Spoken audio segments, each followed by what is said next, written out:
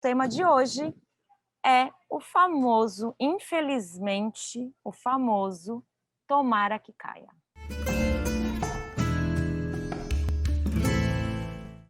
Vamos desconstruir o tomara que caia, e a primeira coisa que eu quero desconstruir é desconstruir o nome. Aqui é a nomenclatura do tomara que caia para uma peça sem alça.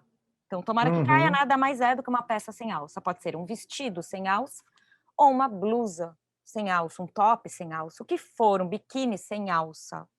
Não é um tomara que caia. Mas vamos entender como é que surgiu o tomara que caia. Você sabe como surgiu o tomara que caia, Hélio? Tomara que caia. Não fala do cinema. Calma. Tá bom. Mas Então eu vou deixar. você sabe da onde veio o tomara que caia? Foi um Não. estilista espanhol chamado Balenciaga, que fez um vestido, tomara que caia, né? Um vestido sem alça, era um vestido de festa, em 46. E esse vestido ficou muito popular. E na mesma época, também, aí entra o filme, que eu sei que essa parte você conhece da história, que é o filme Gilda, que um figurinista francês, se inspirou. E aí, olha só, como essa peça já existia lá atrás, que seriam os corselets, né? Então, seriam, para quem não sabe, corselet era uma vestimenta antiga, que as mulheres usavam por baixo do vestido, ou às vezes faziam parte do próprio vestido, né? Depois entrava uma saia e tudo parecia um grande vestido, mas na verdade não. Era uma peça da parte de cima que apertava muito o corpo da mulher, deixando com que o busto tivesse enfim, toda uma proporção aí. Então ele se inspirou nisso para fazer o vestido famoso da Gilda, né? Nesse filme que a Rita representa aí o papel de Gilda. E aí ficou conhecido também como esse vestido tomara que caia. Lembrando que esse termo, né, tomara que caia, é o termo que chegou aqui no Brasil. Em Portugal é o cai-cai. Eu não sei o que é pior. Aqui eu queria trazer muito a questão da nomenclatura, né? O porquê esse tomara que caia. Então, se a peça não tem alça e não está sendo segura pelos meus ombros, que tem que suportar tudo, né? Pensando já em questão corporal, se ela está aqui, logo tem alguém pedindo que tomara que ela caia. Tomara que ela caia para quê? Para ver o seio, para ver o peito de uma mulher. Então, seja uma blusa, seja um vestido, seja um biquíni, tomara que ele caia para que ela fique nua e eu consiga olhar aquele peito que está sendo escondido por aquela faixa de roupa. Isso, né, Hélio? Como é que você vê isso? Eu queria chamar a atenção na sua fala para três pontos, né? O primeiro do corpete, né, de amarrar o corpo da mulher. Então, é sabido por qualquer pessoa que estuda um pouco da questão da história da moda com viés crítico, de que a roupa feminina, antigamente, nessa época dos glamours, etc., ela sempre foi instrumentalizada para ser opressão, para amarrar mesmo, né? Para manter o corpo da mulher numa determinada forma. Então, se colocava aquelas estruturas, aquelas verdadeiras armaduras, amarrava. Tem filmes que mostram isso, né? Que a moça não consegue respirar quando Chegam a coloca. desmaiar. Chegam a desmaiar. Era muito comum mulheres desmaiando, principalmente em festas, né, em vestidos que eram muito apertados, para atender todo um padrão de beleza, e é isso, estarem amarradas a padrões, não só estético, mas de comportamento. Porque aí surge exatamente essa questão que você colocou. Com essa roupa que me prende e tolhe movimentos, eu fico com uma série de comportamentos limitados. Ao longo de uma vida, o que eu tenho de mensagem? Né? Ao longo de uma geração, o corpo da mulher precisa ser limitado. A gente poderia remontar lá, sabe? Pode ir na Idade Média, pode ir em 8.000 anos antes de Cristo, sempre vai ser isso. O corpo da mulher precisa ser limitado. Às histéricas era recomendado banhos gelados. O corpo da mulher sempre foi ameaçador. E aí entra acho que a grande fragilidade do machismo estrutural e uma das fontes de sua violência para com a mulher. A mulher precisa ser contida, porque se a mulher não for contida, o homem não sabe do que ela é capaz. Não sabe o que ela quer, ela é completamente mistério. Então, em todas as extensões, você tem sinais de opressão. Essa é uma delas. As roupas de secretárias, saia justa, salto alto, que me limita a andar com um passo curto, que me impede de abaixar, né? Então, que não me permite, estou falando incorporando a mulher, né? Que não permite a mulher abrir a perna, né? Então, todas essas roupas têm também essa função, né? Essa função simbólica e física, porque elas tolhem movimentos. Ela realmente é um impeditivo físico, não apenas imagético, não apenas de significado. Esse foi o primeiro ponto que eu queria trazer do que você falou. A segunda, né?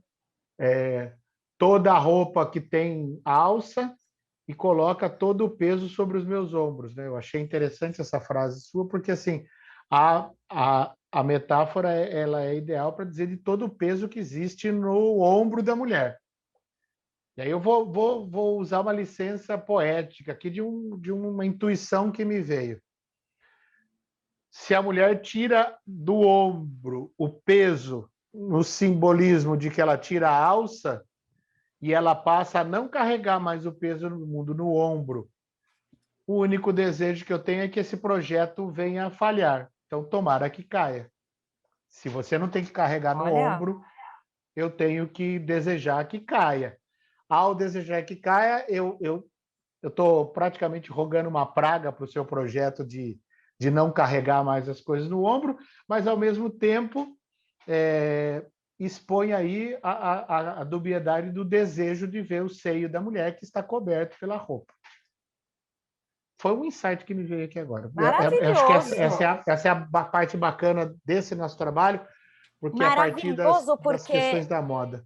Maravilhoso, porque é justamente a linguagem, né, que a gente faz de leitura de vestimenta, quando você tem um tecido, né, uma roupa que termina aqui, uma blusa, um vestido que termina aqui, você deixa desnudo toda esta região e você traz mais liberdade, não só de movimentar toda essa parte de cima, mas tira um peso mesmo, né? Porque dependendo do tamanho do busto que a gente tem, do seio que a gente tem, ele pesa. Então, usar um sutiã, usar uma peça de roupa, onde às vezes tem que sustentar esse seio, também causa um desgaste muscular físico, né? E aí tem essa relação do desgaste muscular físico, mas de tudo que a mulher também tem que suportar e sustentar e se prender na roupa, como você já lindamente disse. Então, trazendo esteticamente, eu fico mais desnuda, eu fico mais livre. E aí a gente está trabalhando com questões aí psicológicas dessa mulher livre, né? O quão complicado isso é. Liberdade. A última coisa que o machismo estrutural pode querer é a liberdade do feminino. Havendo a liberação do feminino, vai ruir a coisa, porque ninguém segura. Tomara que caia. E tomara que caia o machismo, então. A gente já fez a hashtag maravilhoso. Saia do machismo e tomara que caia o machismo. Tomara que caia o machismo. Boa! Temos duas hashtags já para para desenvolver. Porque, assim, essas roupas que nós estamos analisando agora, anteriormente, eu tô usando o termo corpete, mas tem um outro que amarrava mesmo. São alguns. Tem o corselet, tem Corselet. tem o corpete, enfim, tem várias nomenclaturas e dependendo das épocas, né? Tem um que eu vou me lembrar, espartilho. Espartilho. Então, o espartilho, flá, né, prende. Por Sim. quê? A cintura projeta o busto. E eu estou assistindo uma série que se chama Emily em Paris.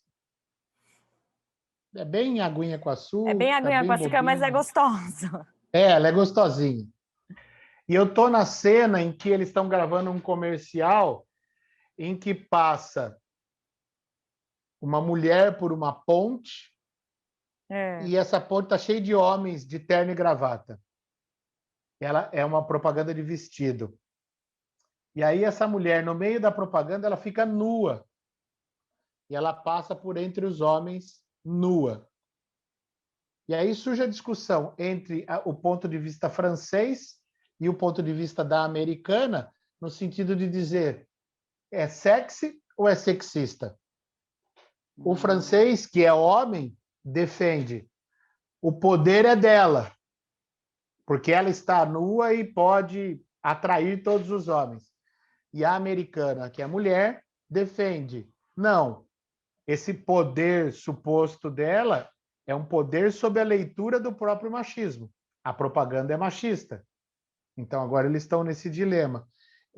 Eu acho extremamente interessante isso, porque mesmo dizer assim, olha, agora a mulher pode andar nua, ok, mas o sistema patriarcal vai se apropriar disso e vai produzir mercadorias pelo capitalismo e vai produzir novas opressões pelo próprio machismo.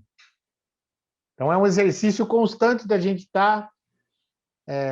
Eu gosto dessa metáfora do nômade, que monta o acampamento aqui, vive um pouco aqui, mas depois Desconstrói, e vaza.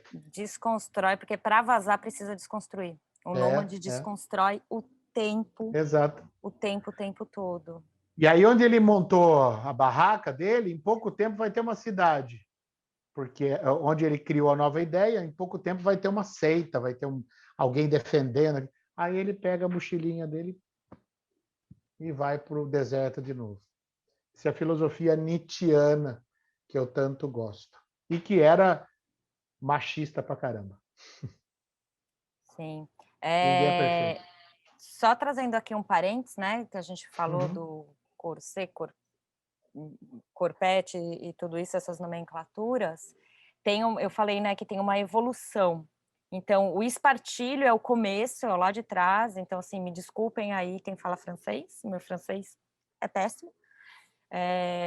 Então, o espartilho seria o corset, né, que é o antigo corset, então seriam estruturas que tinham uma estrutura de metal mesmo, e com fios, né, aonde se puxava muito para espremer esse corpo, conforme isso na Idade Média, tá? Mais ou menos que é datada essa peça. Depois do corset vira corselet, que ainda tem estruturas metálicas, mas ele não espreme tanto. E depois do corselet vai para o corpete, que daí não tem mais essas estruturas metálicas, não tem, ele é mais maleável, né? Porém ainda tem as barbatanas, e que tudo isso é o que dá origem ao sutiã. O Uhum. sutiã vem daí, né? O Que já sutiã, falamos sobre ele, mas vamos sutiã voltar a conversar. que vem dessa. Então, olha só como tá, como vem lá de trás. Lógico, uma peça que tem a sua função de sustentação, né, de sustentação do peito, mas também da opressão. Então, tem esses dois lados, a gente já falou. A gente tem um Uhum. material bem interessante que a gente falou disso, mas a gente pode revisitar depois, mais para frente, a desconstrução, né? dessas peças. Mas trazendo aqui nesse Tomara que Caia, né? Só que Tomara que Caia o machismo, dessas peças, elas também, por elas prenderem muito, elas também não tinham, algumas não tinham alças. Então, quando é criado esse termo Tomara que Caia, isso quase chegando à década de 50, eu percebo que a década de 40 e 50 para a moda assim, foi um fiasco, né, com as produções cinematográficas, um fiasco que eu digo de criar termos machistas, né? Foi uma Uhum. época, eu não sei como isso está relacionado à história em relação ao machismo em si, mas deve ter alguma relação, devia alguma coisa que está acontecendo ali, Segunda Guerra Mundial. Se a guerra acabou em 45, né? Final de São os 40, reflexos, né? a reconstrução da Europa está se dando. Então, a Europa está destruída. Quem é a hegemonia? Estados Unidos, né? E aí os Estados Unidos estão passando a fazer a imposição cultural deles. Sim. E eles são, assim, você tem aí ao mesmo tempo em que você tem o puritanismo americano, você tem Hollywood produzindo uma imagem de mulher. Então você tem 40, 49, a década de 50, mais 10 anos. Aí você vai ter mais 8 anos da década de 60, aí vem anticoncepcional. Em Sim. maio de 68, Revolução Jovem, movimento hippie e, boom, a explosão do feminismo, dos feminismos e da discussão sobre liberdade, amor livre, etc. Sim. Então, todo esse caminho tem uma construção que vai oscilando sempre entre conquistas e reapropriações. Isso me faz pensar Uhum. que esse pós-guerra, muitos homens se retiraram, né, para a Segunda Guerra Mundial. Então foi um espaço aonde de muita repressão em relação à guerra, tudo que estava acontecendo, mas de uma certa forma liberdade feminina, Uhum. né, de ter mais espaço, de ter que estar à frente de coisas que talvez os homens estariam, e muitas mulheres foram à frente disso porque os homens estavam nos campos, né, de batalha. E aí, quando Uhum. termina a guerra e voltam esses homens, me faz pensar se não teve um segura essas mulheres. E aí eu Exato, vejo nessa época como exato. um pico de prender essas mulheres, que depois vem o grito de liberdade no movimento hippie, nos movimentos feministas, né? Uhum. O que nós estamos tendo hoje, no Brasil de hoje, é uma reação conservadora. O que diz a reação conservadora? Essa liberdade que vocês querem é impensada. Então, vocês são bruxas, vocês abortam, vocês não usam sutiã, vocês precisam voltar para quê? Para o joelho no milho, chicote nas costas ou para a fogueira. De novo, o teor é o mesmo do corpete, do espartilho, segurar, apertar para não deixar. Ah, mas ela conseguiu sair, foi para o mercado de trabalho, então é com isso que nós vamos bater nela. Bom, foi para o mercado de trabalho, ok, mas quando você voltar para casa, a pia está lá, a máquina de lavar está lá. E aí vai uma guerra, né? Porque a máquina de lavar está dizendo: olha, eu sou a liberdade da mulher, mas a mulher continua lavando roupa. O aspirador de pó diz: eu sou a liberdade da mulher, mas ela continua limpando a casa. No mercado de trabalho também tem esse lugar de, olha as regras, você quer estar no mercado de trabalho, mas aqui você tem que ou ser igual um homem, né? Ficar competindo para ser um igual um homem, não há espaço aqui para Uhum. você ser mulher livre e muitas vezes nem para você ser mulher, né? Eu ouvi recentemente, recentemente que eu falo o ano passado, de um homem, eu não trabalho com mulheres no meu grupo porque elas menstruam. Falei, que bom, porque é assim que você nasceu. Então é isso, a gente está vivendo essa época, como você falou, vamos conter essas mulheres livres, selvagens, né? Eu tenho ouvido muito esse termo, e de muitas mulheres se apoderando mesmo desse termo de tipo, sou uma mulher selvagem, sim, mas eu percebo muita gente usando esse termo como pejorativo. Sempre vai ser assim. Né? Do pejorativo. É uma guerra, né?